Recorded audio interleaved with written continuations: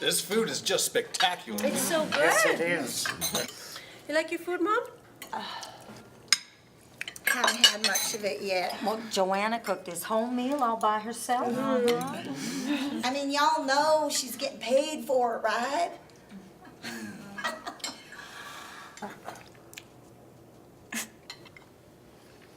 So, Gene, I'm curious. You say you don't eat meat. Does that mean you don't eat any kind of meat? Right? Is that for health reasons or?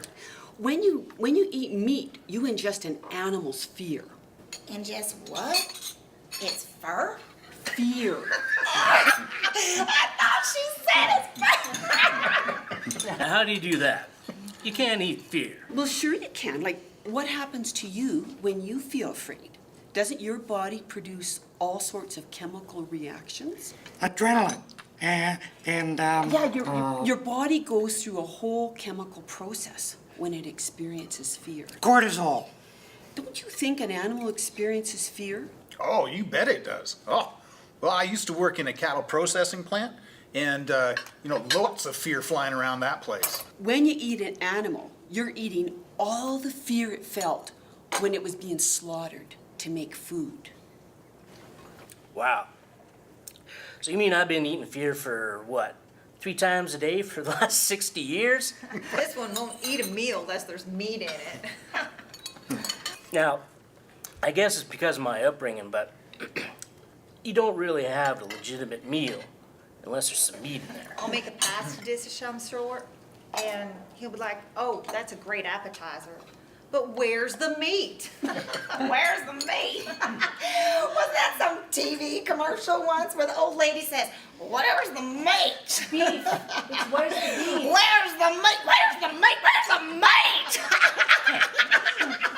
Oh, that's pleasant. I thought the service was lovely. Yes, weren't they? Preacher did a fine job. Yeah. I give it a. Really? I thought it was Great. really- Now we get some dramatic criticism. There's way too much talk about poetry and teaching.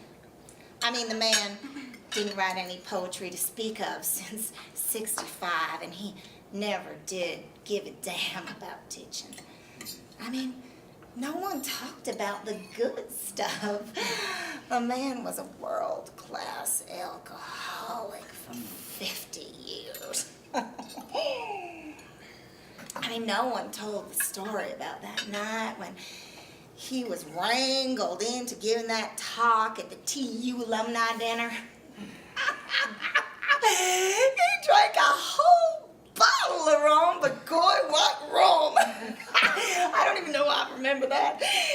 And he got up from the table to give his talk, and he soiled himself. He walked back to the table and he had this groin. Yeah, can't imagine why no one told that story. I don't know a lot about poetry, but I really thought his poems were extraordinary. And you reading them was real fine. Well, thank you. Who are you? Mom, this is my fiance, Steve. I introduced you at the church. Steve Heidebreck. What? Heidebreck. Oh, German. Okay, you're German? Oh, German, Irish, really by... That's peculiar, Karen. Bringing a boyfriend to your father's funeral? I mean, I know the poetry was good, but I hardly think it was date material. Jesus. He's not a date. He's my fiance. We're getting married on New Year's in Miami. I hope you can make it. I really don't think that'll happen. Do you, Steve? That right, Steve? Yes, ma'am. You been married before? Okay, that's personal. I don't mind. Yes, ma'am, I have. More than once? 3 times, actually. Well, 3 times before. Well, then you really should have it down by now, then. Well, right. All right. I mean, you can tell by looking at him. He's been married before.